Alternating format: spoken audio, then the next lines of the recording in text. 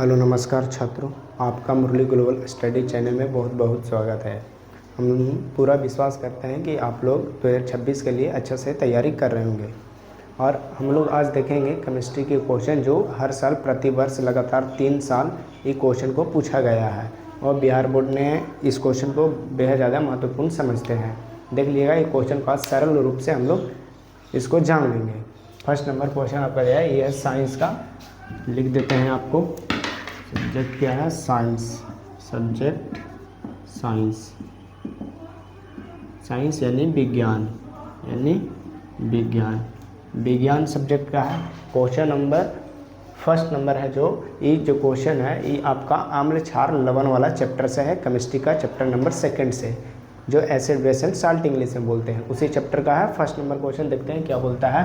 Question में बोला है कि ब्लीचिंग पाउडर कैसे बनाया जाता है, इसका सामान्य गुण तथा इसका उपयोग को लिखे। ये पूछा है 2011 में और 2015 में और 2016 में। मैंने समझ लिया 2011 में पूछा, फिर दो साल बाद 3 साल बाद फिर आपको पूछ दिया 2015 में, फिर लगातार 16 में भी क्वेश्चन को पूछा है। तो ये क्वेश्चन को बेहतर ढंग से आप लोग पढ़ लीजिएगा, देख लीजिएगा ध्यान से। हम एक बार डिस्क्राइब इसको कर दे रहे हैं, विस्तार पूर्वक समझा दे रहे हैं, बाकी याद करना आपका काम है।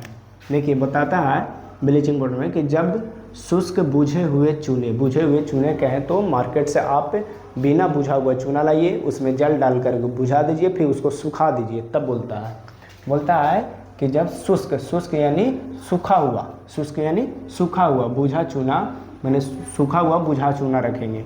तो वही बात बोला है कि जब शुष्क बुझा हुआ चूना CaOH2, ये है आपका फार्मूला, बुझा हुआ चूना का फार्मूला है CaOH2 को 40 डिग्री तक गर्म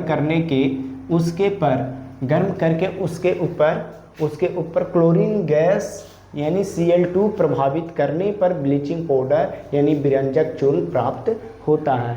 ये आपका कहने का मतलब इतना है कि आप मार्केट से CaO लाइए यानी बिना बुझा हुआ चूना, इसमें जल डाल दीजिए H2O, तो आपको मिल जाएगा CaOH2। ये आपका बुझा हुआ चूना प्राप्त हो जाएगा। जो हम लोग आमतौर पर घर को पेंट करते हैं वो बुझा करके चूना के करते हैं, मार्केट से लाते हैं बिना बुझा हुआ चूना, उसमें हम लोग डाल देते हैं जल और वो बन जाता है बिना बुझा हुआ चूना। और बिना बुझा हुआ चूना को हम लोग फिर घर को पेंट करने में मदद करते हैं। तो वही बात आपको बोलता है कि जब शुष्क बुझे हुए चूने CaOH2 को 40 डिग्री तक गर्म करने पर, इसको 40 डिग्री तक गर्म करेंगे, किसको? बिना बुझा हुआ चूना को गर्म करके उसके ऊपर क्लोरीन गैस को प्रभावित करेंगे। उसके ऊपर क्लोरीन गैस को प्रभावित करने पर ब्लीचिंग पाउडर या विरंजक चूर्ण प्राप्त होता है। जैसे इसका कुछ समीकरण से हम समझाने का कोशिश किए हैं। समीकरण में दिया हुआ है कि ये बिना बुझा हुआ चूना आपका हुआ CaOH2 और प्लस क्लोरीन, जब ये दोनों आपस में रिएक्शन करता है, बिना बुझा हुआ चूना और Cl2 रिएक्शन करता है तो आपको बना लेता है विरंजक चूर्ण और जल बना लेता है। तो इतना तो हमको लगता है कि आप लोग समझ गए होंगे, ज़्यादा डिफिकल्ट क्वेश्चन है नहीं। आगे देखिए, आगे डिफिकल्ट है तो 2 बार इसी वीडियो को देख लीजिएगा, आपको बेहतर समझ में चला आएगा। फिर आपका अगर क्वेश्चन बोलता है इसका सामान्य गुण को लिखे, इसको गुण को लिखने के लिए बोला है और इसका उपयोग लिखने के लिए बोला है। देख लेते हैं। तो फिर बोलता है कि ब्लीचिंग पाउडर या विरंजक चूर्ण का निम्नलिखित गुण है। ब्लीचिंग पाउडर को ही हम लोग विरंजक चूर्ण के नाम से जानते हैं। तो ब्लीचिंग पाउडर जो है इसका निम्नलिखित गुण है, बहुत सा गुण दिया हुआ है, लेकिन हम मुख्यतः 4 गुण लिख दिए हैं जो इंपॉर्टेंट है। आप देख लीजिए, इसमें बताता है इस गुण में कि विरंजक चूर्ण हल्के पीले रंग का होता है। विरंजक चूर्ण कैसा होता है? हल्का पीला रंग का होता है। कैसा? पीला रंग का होता है। फिर बोलता है विरंजक चूर्ण में क्लोरीन गैस की तीखी गंध भी होती है। विरंजक चूर्ण में क्लोरीन गैस का हल्का तीखा गंध होता है, क्योंकि हम लोग जानते हैं कि क्लोरीन गैस से ही विरंजक चूर्ण बना है। बिना बुझा हुआ चूना और क्लोरीन गैस के मिक्सचर से बनता है कुछ, ये दोनों आपस में अभिक्रिया करके बनता है विरंजक चूर्ण। तो यही बात बोलता है कि विरंजक चूर्ण में क्लोरीन गैस की तीखी गंध होती है। मैंने विरंजक चूर्ण अगर आप मार्केट से लाते हैं तो उसको आप सूंघिएगा तो आपका हल्का स्मेल करेगा, क्लोरीन के जैसा गंध मारेगा, क्लोरीन के जैसा तीखा गंध मारेगा। फिर आपको है थर्ड नंबर इसका गुण है, फर्स्ट और सेकंड बता दिए। अब थर्ड नंबर जो है बोलता है विरंजक चूर्ण जल में घुलनशील होता है। विरंजक चूर्ण जो है जल में उसको घोलिएगा तब घुल जाएगा, लेकिन पूरी तरह से नहीं घुलता। वही बोलता है कि परंतु पूरी तरह से घुलनशील नहीं होता, लेकिन पूरा तरह से नहीं घुलता है। जिसे हम लोग चाय पत्ती घोलते हैं, तो चाय पत्ती घोल लेते हैं तो चाय पत्ती के कुछ अंश घुल जाता है, बाकी कुछ पार्टिकल बच जाती है। Just like to same in इसमें भी वही होता है कि विरंजक चूर्ण जब आप पानी में घोलिएगा तो कुछ पार्टिकल उसका घुल जाएगा, कुछ पार्टिकल उसका बच जाता है। वो उसी को बोलता है कि परंतु पूरी तरह से घुलता उलता नहीं है, पूरा नहीं घुलता है।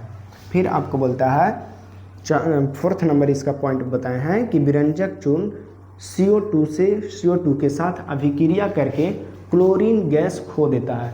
विरंजक चूर्ण जो है CO2 गैस यानी कहें तो कार्बन डाइऑक्साइड गैस के साथ अभिक्रिया करता है, उसके बाद जो है विक्रिया करेगा तब क्लोरीन गैस Cl2 गैस जो है ये कुछ कर देता है, खो देता है यानी बाहर निकाल देता है।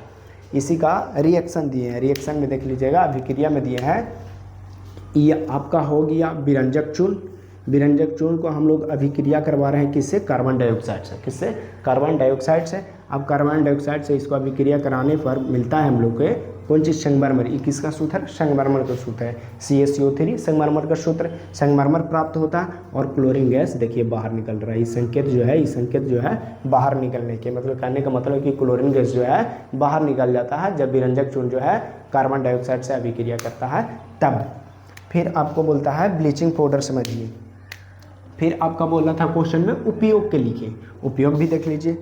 इसमें उपयोग बताया कि ब्लीचिंग पाउडर यानी विरंजक चूर्ण का निम्नलिखित उपयोग है। इसका उपयोग भी है जो है विरंजक चूर्ण का जो है हम लोग निम्नलिखित रूप से प्रयोग करते हैं, अलग अलग जगह पर अलग अलग रूप से इसको प्रयोग करते हैं। बहुत सारी चीज़ में इसको उपयोग किया जाता है। इसका फर्स्ट नंबर उपयोग देखिएगा। फर्स्ट नंबर इसका उपयोग है कि कागज तथा कपड़ा के उद्योग में विरंजक चूर्ण के रूप में प्रयोग होता है। कागज तथा कपड़ा, कागज और कपड़ा के उद्योग जो होता है, फैक्ट्री जो होता है, वहाँ पे इसका उपयोग किया जाता है। किसका? विरंजक चूर्ण का।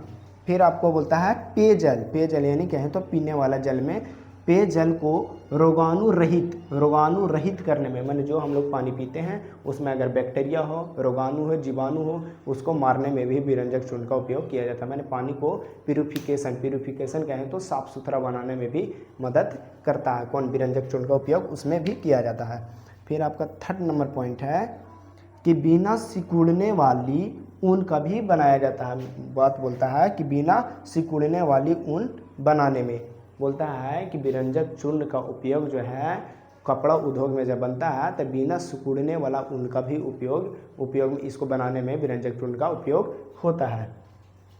फोर्थ नंबर पॉइंट है कि प्रयोगशाला कहें तो कॉलेज, यूनिवर्सिटी, साइंस के लैब में, वैज्ञानिक के लैब में प्रयोगशाला जो होता है जिसमें वैज्ञानिक लोग एक्सपेरिमेंट करता है, स्टूडेंट लोग एक्सपेरिमेंट करता है, वही बात बोलता है कि प्रयोगशाला में यह ऑक्सीकारक का कार्य करता है। ये कौन सी का कार्य करता है? ऑक्सीकारक का कार्य करता है। कौन? विरंजक चूर्ण।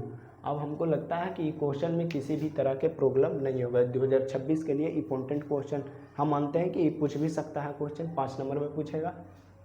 अच्छा क्वेश्चन है, इसको एक बार बढ़िया से आप लोग याद कर लीजिएगा, देख लीजिएगा, 2 बार वीडियो देखिएगा, अच्छा से बेहतर समझ में चलेगा। हमको लगता है कि पूरी तरह से समझ में आ चुका होगा।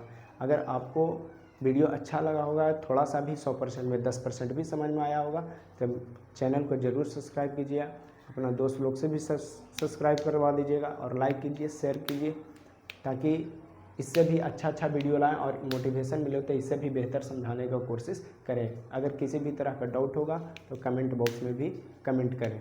Thank you so much.